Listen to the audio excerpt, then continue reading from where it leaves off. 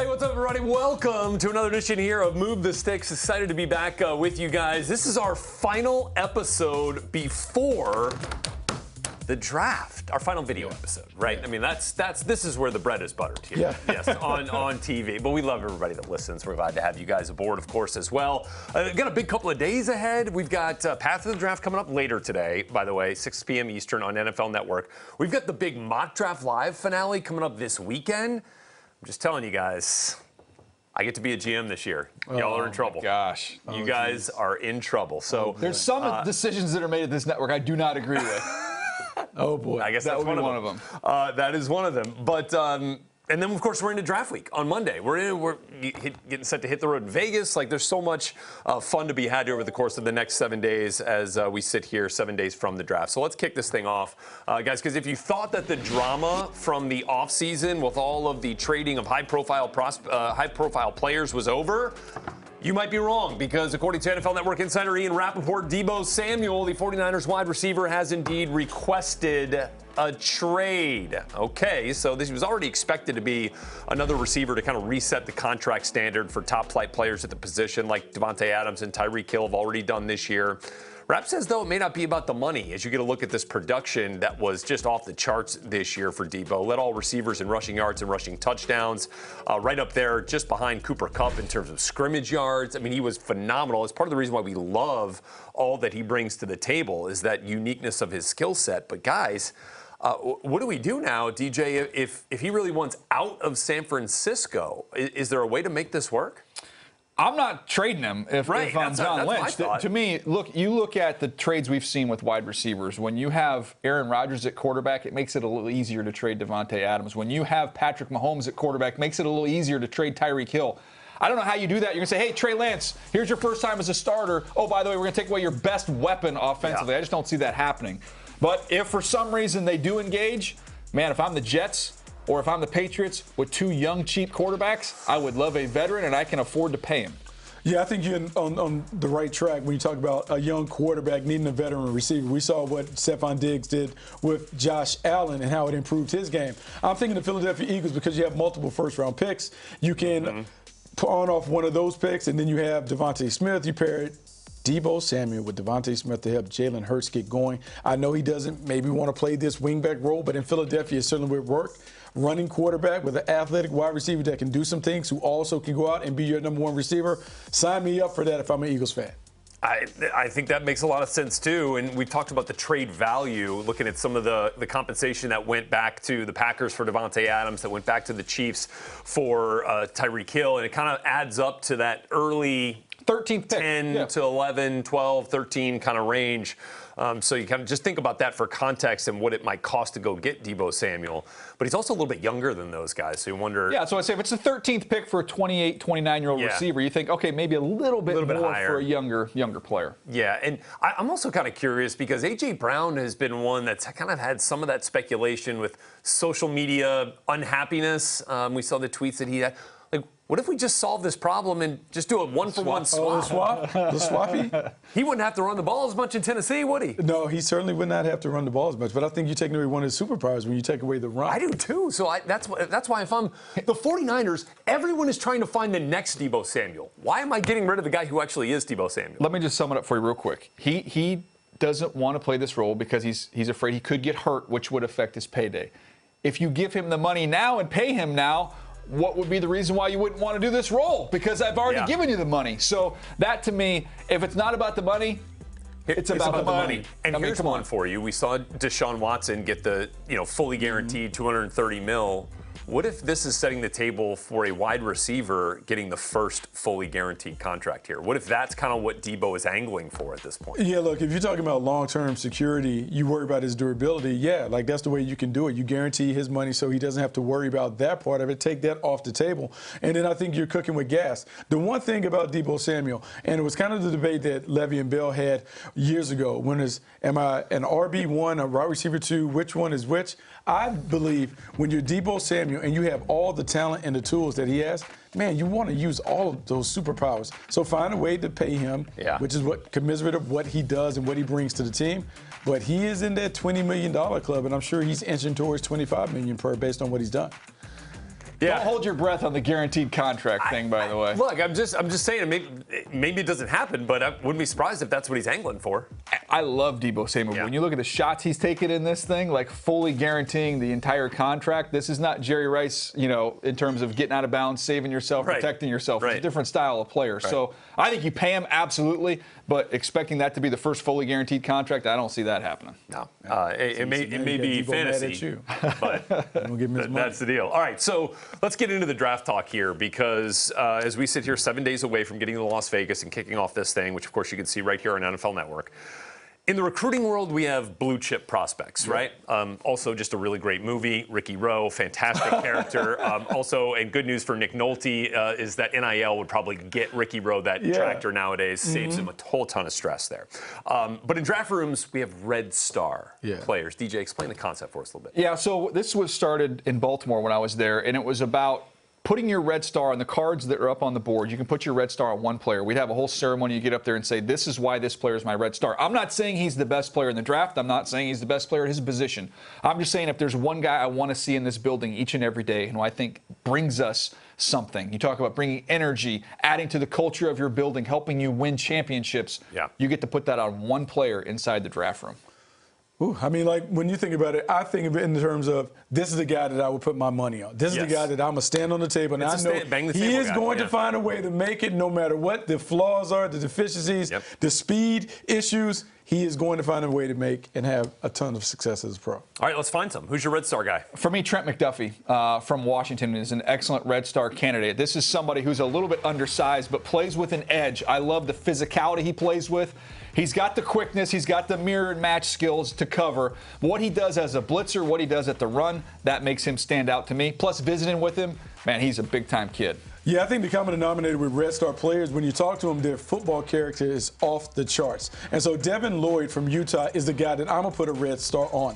When you look at him play, man, he just fills the stat sheet with a bunch of different splash plays, sacks, tackle for losses, interceptions, big plays. He does it all. He plays a variety of roles.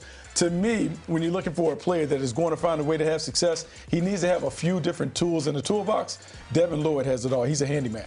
Guys, I'm going to give you another one here, and because I feel like along the lines of what you were saying from Trent McDuffie, who's a technician at the cornerback spot, I'll give you another technician that I'm a sucker for in terms of wide receivers, and that's Chris Olave from Ohio State. I mean, we talk about him as the best route runner in this class. He knows how to create separation. He's got the explosive tools to do it, which we saw at the Combine. He's got that, like, controlled explosiveness that you love from a wide receiver, can put his foot in the ground and generate separation, and then he's just so smooth when he does it. I kind of liken it to like an Olympic high diver, right? Is when he comes off the highest board, right, and then goes into the water with zero splash. That's how I feel like Chris Olave runs downfield with his routes. That's excellent imagery right there. Can I go another round? Yes, please. Okay, give me Josh Paschal from Kentucky. This is somebody with inside-outside pass rush ability. This is a three-time captain. Talk about character, work ethic, leadership off the charts. This is the type of guy you want to bring into your building who's going to have production. Whether you want to rush him outside or inside, he's going to find his way to the quarterback. So I'm going to go to Indiana. There's a nice university in Indiana in West Lafayette called Purdue. Boiler up. I think that's what they tell me. So I go to West Lafayette and I check out this wide receiver, David Bell, who just torches everybody in the Big Ten. People are talking about the speed, and he's not fast enough, he's not explosive enough, but all he does is catch 1 million passes, finds a way to put the ball in the paint. He's a consistent and reliable chain mover. He'll be a favorite of Move the Sticks because that's what he does each and every time that he's on the field. One of my favorites. It's just rude. That's what it is. It's like me talking about a Duke player over here. I'm not going to do it to you, Bucky. My goodness, but you're going to pay for that in a minute. I'm going to talk though, for a second about Alec Pierce from Cincinnati. I love everything about this player. He's a big physical frame type of guy who makes plays on the 50-50 balls in the air, as you see right there on the sideline against that poor Tulane defender. He can get by guys off the line. Just love the way he's got strong hands, and he's an explosive athlete with a ton of different athletic backgrounds in his profile. He's a volleyball player. You see that with his 40-inch vertical, which was, by the way, the best of any wide receiver at the Combine. 4.4 in the 40, and just so happens to have graduated, with a mechanical engineering degree in about 3.5 years. Yeah, no big deal. That. Yeah. I'm going to do a bonus one. Yeah, let's do a quick bonus Cole round. Strange here from UT Chattanooga. This is not just about the face mask? No, he does have the baldy one-bar face mask coming down. We love that. You see the accolades there on the screen. This dude started 44 games, and at the Senior Bowl, this is why he's a Red Star. he would get a rep, he would battle, he might lose, and he would get right back on the line, and he won the second rep every single time. Showed me not only he's competitive, showed me he's smart, was able to pick something up and learn from it as he went along. That's not it. I see the lower third. 2 times SoCon. When you were at App State, you played the SoCon. So you're partial to that. So let's go to By the way, hold on. I got the SoCon Player of the Week plaque, and it was smaller than my phone. Can we get bigger plaques for these guys? It's the recognition. It's the recognition. Let's go down to FAM. Tallahassee, we can go to FAM. Marquise Bell, safety from Florida A&M University. This is a guy that is terrific. This is a 4-star recruit. Finds his way to a HBCU, and man, he shows up. This guy has length, he has size, he will hit you violent, but also has outstanding ball skills. I think he's going to find a way to not only make it onto a team, but be a key contributor. Keep an eye on Marquise Bell. A guy we saw in Pasadena at the NFLPA Collegiate Bowl. All right. We've got to update his highlights, though. We just saw him running a straight line there. We got to get a little bit more out of the highlights. On the next level. We work on that. We're going to see that. Okay. So what you're going to see now is the response to Bucky's Purdue slander. Shocker. Let's talk Micah McFadden, the best pass rushing linebacker in this year's class. Okay. I feel like that's all I got to say, but I will say a little bit more. He's also one of those guys, as a Red Star player, you talked about as a program changer, as a culture builder.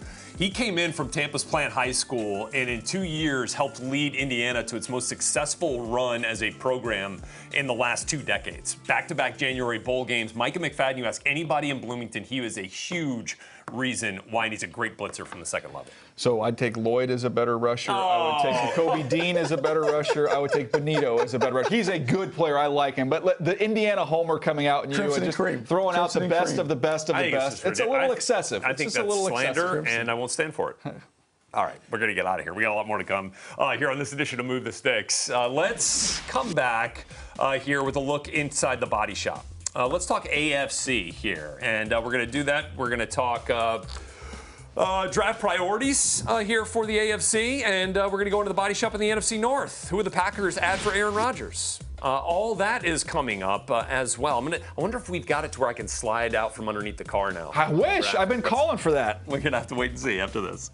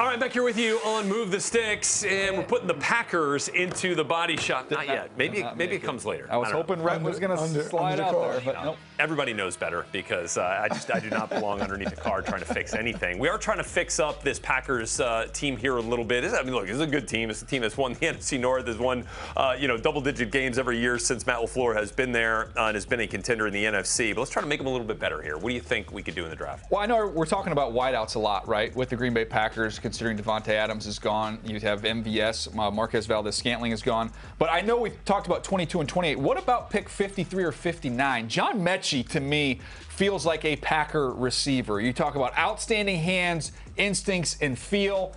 I think he would have been a slam dunk, probably early second-round pick, if not for the ACL injury. He gets maybe punished down a little bit into the 50s. I think that's a great value pick for the Packers. Look, you know what? It's because I beat him down. I beat him down. He didn't use a first-round pick on a wide receiver. It's exactly what the Green Bay Packers like to do, what they've proven. So now what I'm going to do is in the first round, how about Trevor Penning coming over to solidify that offensive line? You want to put him at tackle. This is a guy that is nasty, nasty, nasty. He likes to throw people to the ground. But look, he's a very solid technician. When we've seen the Packers the last few years, part of the reason they've been able to secure back-to-back #1 seeds is because their offensive line is able to dominate. He'll be another piece of that puzzle. You think we can put him over on the right side if we still got Bakhtiari there on the left? Oh, we absolutely can put him over there because Elkin Jenkins can play anywhere on that offensive front. We can move him around and make sure that we find a spot for him. Oh, and by the way, the only reason DJ took the wide receiver in the second round was because he also took one in the first round. Oh, he was just doubling up. Nothing wrong with doubling up. But hey, keep an eye on Quay Walker. Quay Walker, linebacker from Georgia, would be an ideal pick too. I know there's been some conversation about Nakobe Dean and Quay Walker. Would Quay Walker go perform? When you look at the size profile, the Packers are about traits, and his traits really jump off the stat sheet. He could be a guy that the Packers could look at, maybe that second first-round pick. Why don't we just keep it, though, in state? Why don't we talk Leo Chanel from Wisconsin if we're looking for a second-level guy there on day 2 out of Wisconsin? Another big, physical, fast receiver. All right, linebacker. Got receivers on the brain. Do have receivers on the brain. So let's talk Vikings now here. Let's put the Vikings into the body shop here and try to figure out a way to help Kirk Cousins and company out. I keep waiting for you. You don't come at it. It's for good reason. Trust me. All right, DJ, give us somebody that we feel like the Vikings could be interested in, starting at number 12, where they are in the first round. Asked me a week ago, and I've said it, and I would say it again. I would say Stingley. I don't think Stingley's going to be there. There is a lot of heat on him right now. I think that he's more likely to go in that top 6 or 7 than he is to get in range of the Minnesota Vikings. So if you want to go with a corner, the next one up will be Trent Mcduffie. We got a chance to talk about him a little bit earlier. I think he's one of the cleaner players in the entire draft. Plug and play. He's ready to roll, ready to go right now. And when you think about Ed Donatell's defense, more eyes on the quarterback, more eyes to allow him to break. This guy has a versatile game that we'd be able to play in that. But if I'm thinking Ed Donatell, I'm thinking about pressure. And one of the best pass rushers that we can find at this point might be Jermaine Johnson from Florida State. Athletic, free, great instincts, great technique, plays hard, checks off a lot of boxes in those capacities. And then we're just talking about a guy that can win off the edge. I would love to see Johnson on one side, Danielle Hunter on the other, and let's get after the passers in the NFC North. Got to keep Danielle Hunter healthy, man. That's going to be big for them. And teaser for the Rhett Lewis mock draft, which comes out Monday on NFL.com. Jermaine Johnson is long gone by the 12th overall pick. Okay. There is your teaser. All right. We've got a lot more to come here as we continue down this Thursday edition of Move the Sticks. When we come back, we are a week away from finally kicking off the 2022 NFL Draft. What are the biggest needs for each AFC team? DJ and Bucky going to dive in when we return.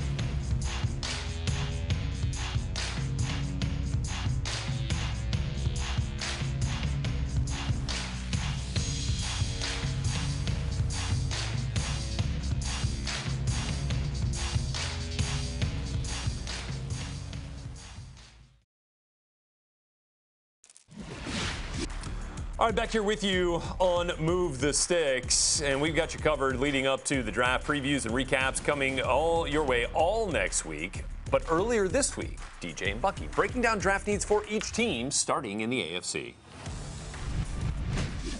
We'll start in the AFC East. The Buffalo Bills and what they would love to get accomplished here. We've got some needs written down on the paper. I actually, the more I look at them, we've talked about them with a running back. I love that idea with them getting a big time back, kind of that missing last piece of that offense. So when we talk about it, and you talk about the running back, it's the last piece that you want to drop into the championship puzzle. So now you have Josh Allen, you have Stephon Diggs, you have what appears to be an offensive line solidified.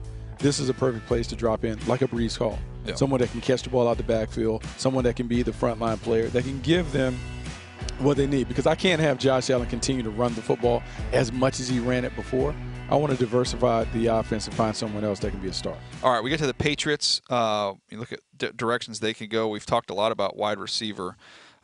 This is an offense last year that was 30th in yards passing. Like, it is, as much as we love what Mac Jones did and exceeded expectations, there's not a lot to get excited about from that standpoint. So you can talk about corner, linebacker, offensive line being an area. But they don't draft wide receivers. I know. They haven't drafted them well when they've done it. They haven't drafted them well. So they got to do something to help that passing game. That's just not – you're not going to – in this division with Buffalo, you got to get more explosive. You have to get more explosive. I just don't know how they do it, DJ. Like, they have a long history of not being able to do it with Belichick. Like, so we can sit here and say, like, hey, they can get a receiver. It typically doesn't go that route. What normally works for them, offensive linemen. When they go get offensive linemen early, they find a way to kind of plug those guys in and have a level of success. Yeah. Maybe that's where they go. I know they need linebackers. They need more dynamic players on defense. The Dolphins do not pick until pick 102. What do you want to get accomplished here? Well, I think what we want to accomplish on day 3, you just want to get edge, because right now they are, linebacker and edge to me is a place. They've taken care of all their needs outside of the draft. And so if they can find someone to rush the pass, because in theory, you would like to think your offense is going to be more explosive. You're going to play with the lead. Josh Boyd, new defensive coordinator. Not new defensive coordinator. He remains the defensive coordinator. He gets a chance to call it on his own, and so maybe they dial it up with more pressure. So get a guy like Dominique Robinson from Miami, Ohio, something like that. Looking at the New York Jets here, Buck, this is a team that has had a rough couple years. They got the quarterback last year. Wasn't a great rookie season for Zach Wilson, but you saw some progress as the season went along. There's a lot of talent there for sure. Did a nice job in free agency, kind of filling some holes here, but I think this team needs some difference makers. They've got picks 4 and 10 in the first round. They've got 35 and 38 in the second. And they also end up having they have a third and 2 4s, and 2 5s. They are loaded with ammunition in this draft. Picks. But if you're looking at them and kind of thinking, the direction they could go to get the most bang for their buck, let's start with 4 and 10 here. What do you think? Bang for the buck. So a couple different issues need to be addressed to help this team. One, you want to make sure year 2, we want to make sure that we help the quarterback, Zach Wilson, take a tremendous jump in his productivity.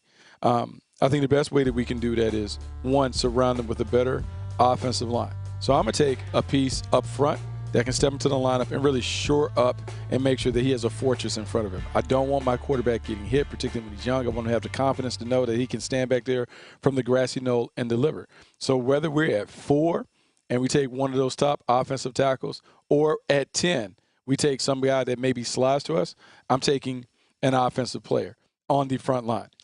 Let's get to the AFC North. The Bengals here, Buck. This is a team that we saw the offensive line and their issues last year. They went after it and targeted that in free agency.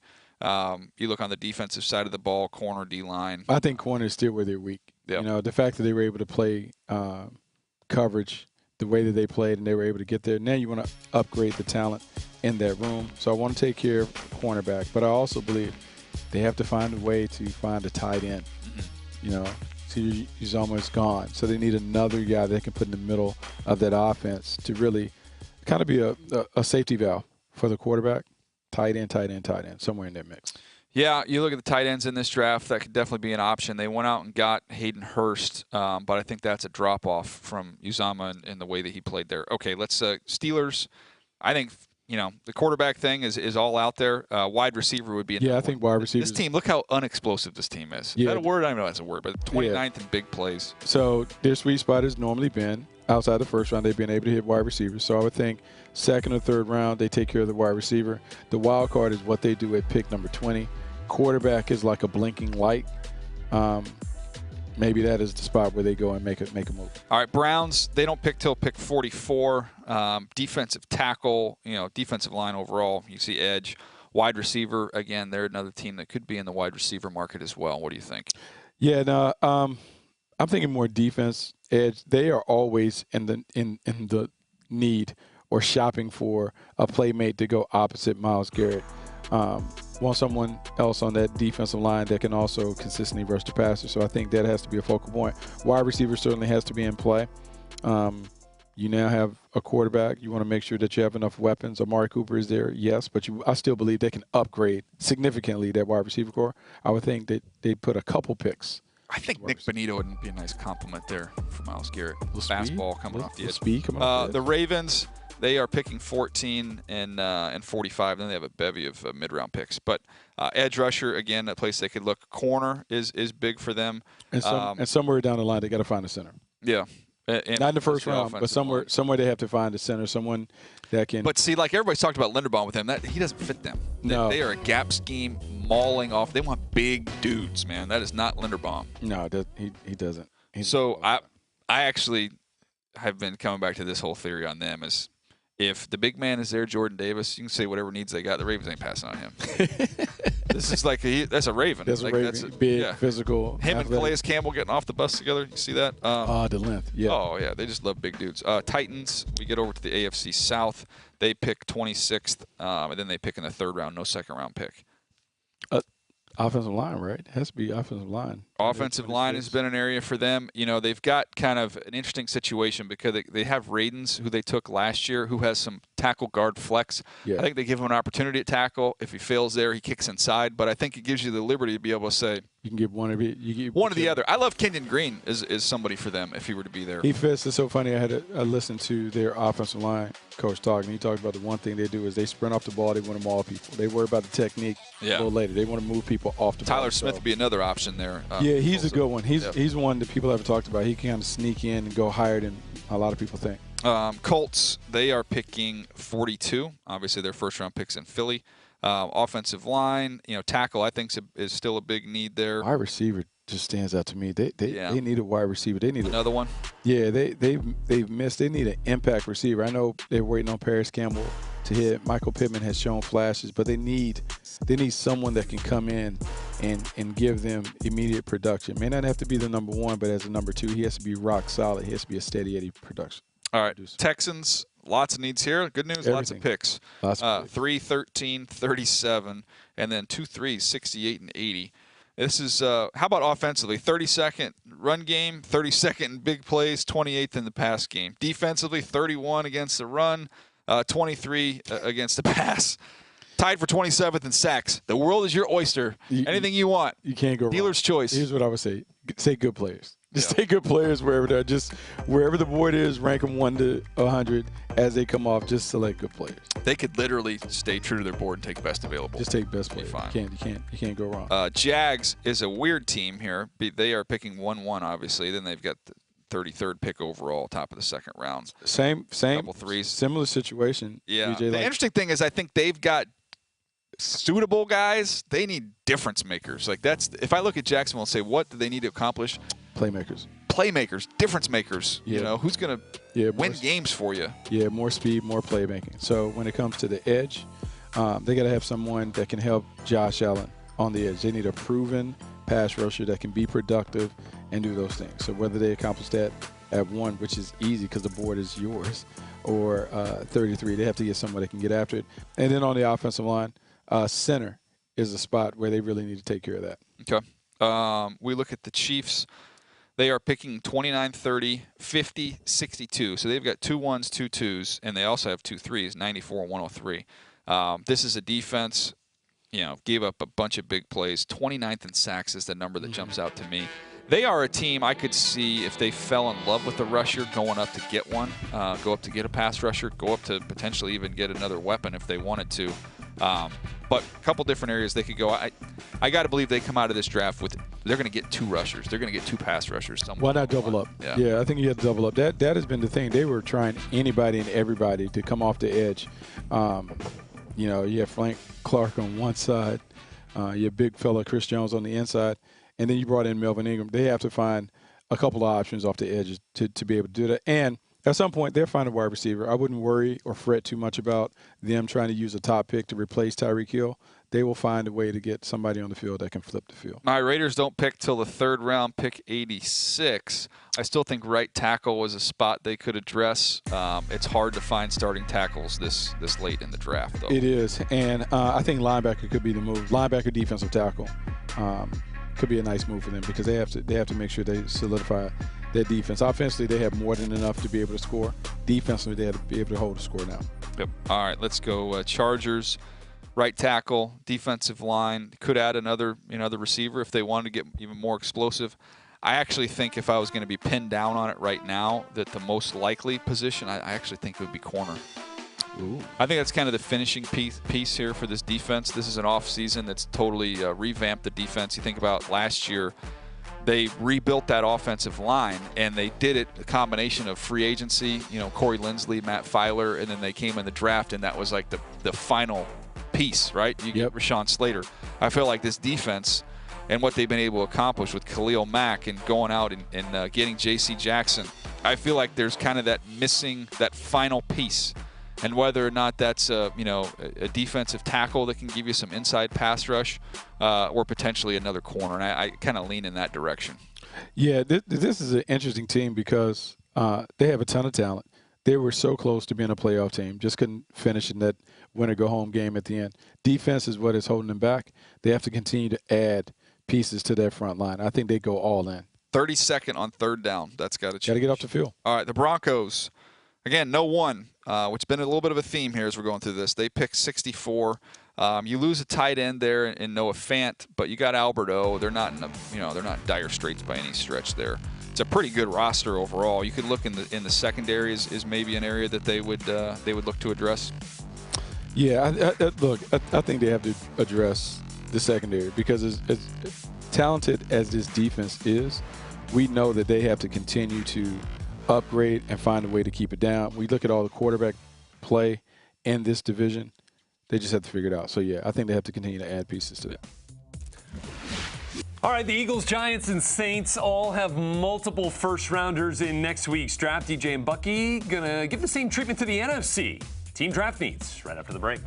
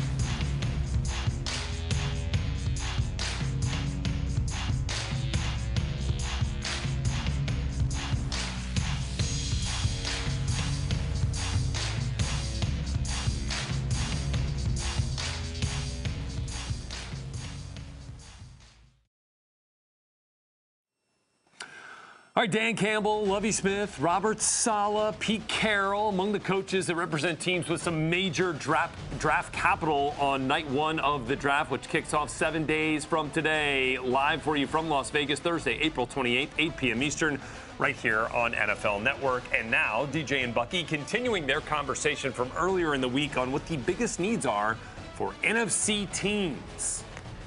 Cowboys picking 24, 56, 88. We've talked a little bit earlier. Center could be an area that they look. Their offensive line has got some older pieces. Wide receiver would be another area you could look here. Yeah, as much as I want them to think about wide receiver, I think the offensive line is a bigger issue than anything. Yeah. I think the offensive line is huge in terms of being a big problem. So I think offensive line early, being able to run the football, being able to kind of impose their will, that has been how they've been able to win in the past, and I think that's the way. All right. Eagles, 15, 18, 51. I feel like we talked about this team a bunch. Surprisingly, number one rush offense in the league last year. I think people might not realize that. They could do that, especially with Jalen Hurts added to the run game. Defensively, 31st in sacks. They go out and they get Hassan Reddick to get kind of a fastball rusher. I think that, when you kind of look at where they are in this first round, they could miss out on that first wave of rushers. So I think I would not rule out corner here being a priority for them. Just kind of how the draft could fall. A guy like Trent Mcduffie. Yeah, Trent Mcduffie would be a great fit for them because I think it's important for the Eagles. Whoever they select in the secondary has to have great eyes because this is a zone-heavy team. All right, Commanders, pick 11. Quarterback has been mentioned. Yeah, wide I think out. that's on the board. I think good player. Secondary. To me, if Kyle Hamilton is there, Just turning the card. Yeah, I think he's turning the card. I think he is the missing link, somebody on the middle of the defense that can give them leadership and playmaking ability. Giants we've talked about a lot. Big guys, front line, defense, offensive line. You got to be able to do that. Edge rusher, you have to have that. And then they just need an infusion of talent, more talent. Bucks. This is a good roster, man. Stole Shaq Mason from the Patriots, so that kind of cleared up some of their guard issues. I still think they could look at interior offensive line.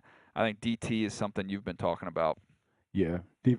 Look, DT, I want to upgrade, go with Vita Vea.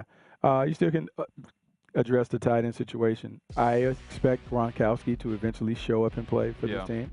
I think Tom Brady's persuasive, but look, as long as you got TB12, you can do whatever you want to do. Yeah, you talked about getting a partner there for Vita Vea. I mean, William Golson's a good player, a little underrated player. Raheem Nunez-Roches is a solid player, but I think getting a real difference maker to put next to Vita Vea would be fun. Man, I'm thinking a guy like Devontae Wyatt. Yeah, that'd be fun. Yeah. All right, what was the next one, Saints? Saints.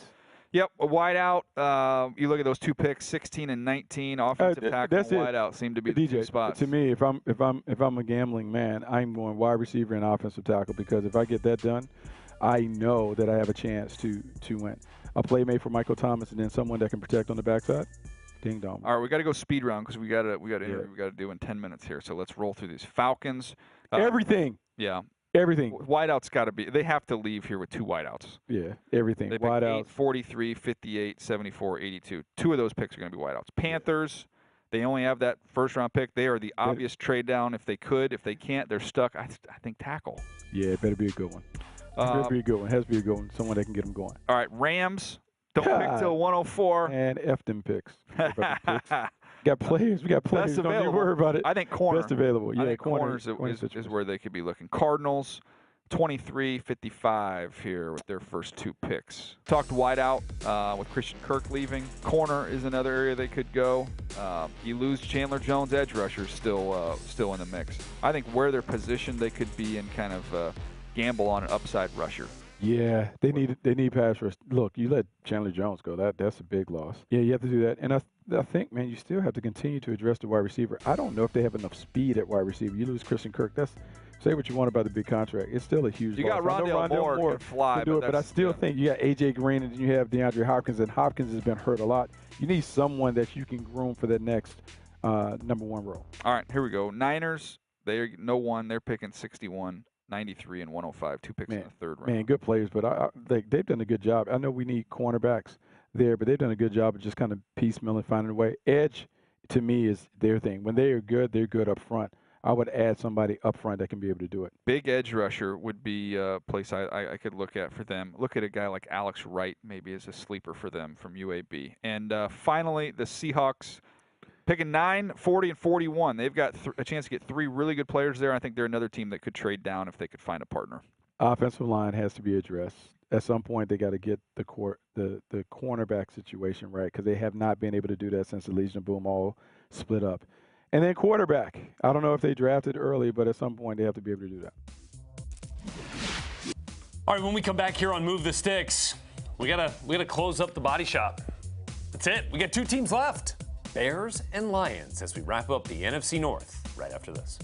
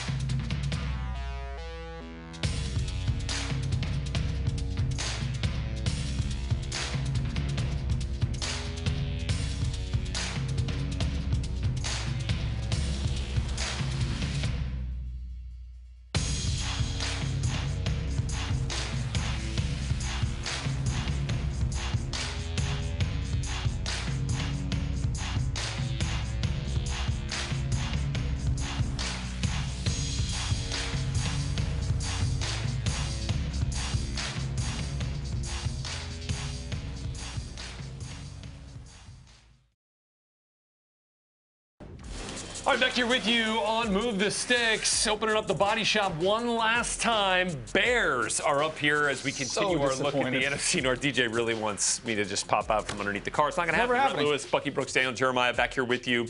All right, so as we look at the Bears and Lions, I don't think you can have a bigger disparity in draft capital early, right? The Bears have 3 picks in the top 71. The Lions have 3 in the top 34. So, Bucky, let's get a look here at what the Bears could do as they, just try to continue to support Justin Fields. They have to find a playmaker outside the first round. And so let's go with George Pickens from Georgia. Prior to his injury, George Pickens was one of the top wide receivers in college football. We saw him come back briefly at the end of the season. He's a smooth strider, a glider, a guy who's a big-time playmaker. You put someone on the perimeter that can command some attention. What you're trying to do is elevate Justin Fields' game. This is a playmaker, someone that you certainly need on this offense. Yeah, I like that option. To me, I look at this offensive line as well, a place you could go. And let's go to Central Michigan. We talked a lot about Bernhard Raimann. How about his teammate here and Luke Godeke? Unfortunately, got hurt. We didn't get a chance to see him at the Senior Bowl, the Combine. But this is somebody who can move people in the run game. You see he's played tackle. I think he's probably going to go inside and play guard. But he is a finisher. I love his play style, love his play demeanor. He'd be a good fit there with the Bears. Yeah, I mean, dude, this played and started in 24 games the last couple of years here at Central Michigan. So as a first-team All-MAC performer in Godeke. So that's something to look at there for sure. Let's now move to the Detroit Lions, who have an opportunity. Wait a second. Oh, he made it! Look at there! Hey, he made it! Saved it. Can I run that? I need to see that. Yeah, we might have to. Can we re-rack that? Is that possible? It kind of looked like I was wearing like a chef's apron. Oh, no. Okay, nice. It's my overalls. Yeah, no, that's nice. Okay. That's right. All right, I'm here with the Lions. You got a name tag, too. Trying to fix them up. Let's do it. Nice. Way to work back. Everybody behind the glass all season long. Great job. I love saying behind the glass, too. They really are right over there. Okay, let's talk about the Lions. 2-32. Buck, what do you got first here? Well, we're going to change the culture, and the way that we can do it is get someone in the image of Dan Campbell. So how about Aiden Hutchinson? Energy, effort, toughness, outstanding skill, nonstop sucker that's going to make a ton of plays. You keep him right there at home, right there in Detroit. We get a chance to get excited. Go blue. Hutchinson would be a nice asset. Honolulu Blue. I like that. And to me, maybe a wild card here for the Lions, a name we have not ever connected with them. What about Derek Stingley? I've talked about him kind of rising up through this process. Top 3 corner? This is somebody, and Okudah got hurt. Okudah was not playing well. Okudah got hurt. We've got this new staff here, an opportunity to get a premier player. You want to talk about upside? You can say the upside for Stingley is as high as anybody in this draft class. So maybe it's at 2. Maybe it's something they could trade down a little bit if they could find a partner. I don't know that partner exists, but if it could, you could make a case. Stingley upside. Helps the team out, playing that division. Aaron Rodgers. Yeah, and look, you guys have been on this train that teams are getting more comfortable with Stingley. And look, if this was 2 years ago, we wouldn't have questioned whether he might go 2 or 3 overall. Like he had that. I talked to a GM that was picking in the teens, and his name. I says, forget it. You got no shot. None. 0. All right, let's get to 32, Bucky. What do you see as a possibility for Detroit? I'm thinking, Matt Corral? Matt Corral being a nice quarterback, someone who has tools, someone who can maybe be a difference maker. I like Jared Goff, but Jared Goff is kind of a placeholder there. So Matt Corral, you give him an opportunity to redshirt, serve his apprenticeship, then he takes over. Big-time player. So, if you had 2 guys working on a car, and those guys been working and doing all the hard work and the real work, and they got real sweaty. But they were hungry, and they wanted somebody with maybe a cute apron on to come out there and give us some brownies. I think that's kind of what we were seeing there with Rhett when we saw that. Oh, it was break time. Yeah, I just didn't see the plate of brownies. Where are the brownies? We got to put a little tray on his hand there. Give the guys that are doing all the real work some food. I like what we're thinking there. Yeah, that's what just put the chef's hat on next time. But I do like. Here we go. So this is. Again, Bucky kind of peering into the Rhett Lewis mock draft, which is coming out on Monday on Pick 32. It's only number 2. There'll be more. I like that. Right position, wrong player at 32. There's someone different? For the Detroit Lions. There's someone different? Is there a quarterback that perhaps fits that Dan Campbell mindset? Maybe a little bit more. I know where you're going. I know where you're going. You got to get this one. Come on, Buck. No, I don't. Where'd you go to school? We're saying Sam Howell. Why does Sam Howell fit? Because guys are bouncing off it. Like the Miami game, when guys are bouncing off it. But like my man comes in with like a 40-ounce Java every day. He's fully caffeinated. So I'm supposed to think that Sam Howell, the quiet, the only cerebral thing, one of the things that I just would like to see Sam Howell have a little more juice. Who can provide him with more caffeine than Dan Campbell? This is like the perfect match of all perfect matches. Guys, we've been connecting quarterbacks at 32. Just like whether it's the Lions or whether it's another team, I just feel like that is a spot that last quarterback is going to be intriguing for teams. Even if it's the second, might just be the second. It might be the third. That's what's left to be kind of decided here as we're 7 days. Gets him going. Next thing you know, he starts his own coffee house. Sam Bucks. Done. Sam. Done. That's what we do. That's what we do here. Animations and coffee shots. We got it covered here for you. All right. Coming up next here, we're going to take a quick break. DJ's final list of his top 100. There he is again. Nice. All right. Bye-bye, everybody. Top 150 players drops on Monday. Top 150. That's yeoman's work right there, folks. He's going to give us a sneak preview of some guys who are maybe kind of climbing into that conversation after this.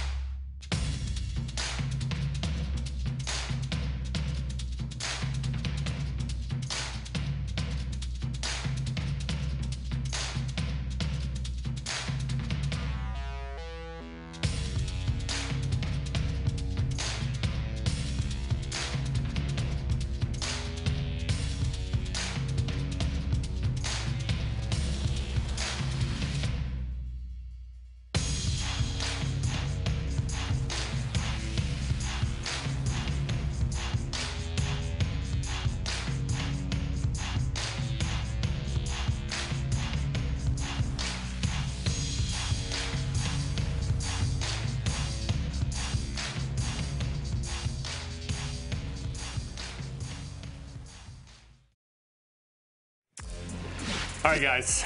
Mentioned this at the top. The finale of Mock Draft Live. Sunday, 8 p.m. Eastern on NFL Network. There will be drama. There will be shakeups. There will be projections that you have not seen anywhere yet. Mostly because I am joining the party. Along with Colleen, DJ, and Bucky, who have done a phenomenal job all season long on Mock Draft Live. Can't wait to bring you our final mock for all 32 picks of the first round. I've taught 3 kids how to drive, and Rhett jumping into this mock draft is like that first time getting in the car with your child and just hoping that you don't hit anything. That's Rhett right there in this mock draft. We're gonna have fun. I'm not scared to take a quarterback. No, he's not. No. Just keep that in mind. He is not. Okay. He's right. I'm also excited for your top 150, which has come out. And we've been using the top 50 as Bible, as gospel here for these last few weeks. Now you're giving us 100 extra prospects. Yeah, this is the fun part. And there's been some guys that have kind of risen up through this last process. It's been a while since I've updated this. Zion Johnson is a great example of a player who's kind of aced the process. Think about what he did at the Senior Bowl, solid at the Combine. I like the fact he's got position flex. In other words, you can play him, in my opinion, any of those 3 interior spots. He's going to be a starter at the NFL level. He can get you out of a game at tackle if you need that as well. So he's on the rise a little bit. Let me give you a couple other names. Cordell Flott from LSU. Go ahead, say it, Rhett. Flott in the slot, baby. It's his favorite thing to say. 25. This is somebody who ran in the low 4.5s, plays much faster than that. I do think he's a day 1 nickel. He can find and play the ball. He's on the rise to me. I think he could go off the board in the 3rd round. Let's stay in the secondary. Let's go to Baylor. We know about Jalen Petrie. How about the other safety in JT Woods? Yeah. I think I'm the president of the fan club here. He's got 6 interceptions. He can fly. He's got a track background. So, in other words, fast guys that can play the football, sign me up. Look, man, these guys at Baylor play the ball really, really well. JT Woods is outstanding. When you look at Petrie, you can't help but notice this guy making plays over and over and over again. Tyquan Thornton make the top 150? He will be in there. He is very fast. Yes, he is. Yes, he is. Saw that at the Combine, one of our 4-2 guys from the Combine. All right. So that's a wrap for our final Move the Sticks video show before the draft. But again, we are coming up later today. Again, I'm going to take this hoodie off, maybe put a coat on. I don't know.